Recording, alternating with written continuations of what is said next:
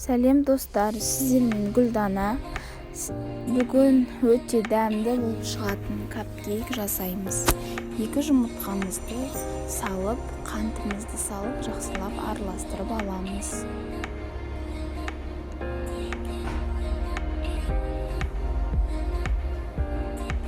Сұйық майымызды құйып, араластырып, үстіне разрыхитымызды және сүтімізді құйып,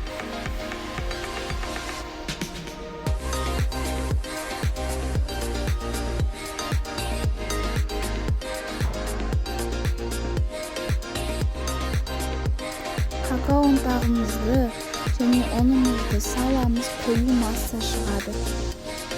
Қою массамыздың үстіне шоколадымызды салып,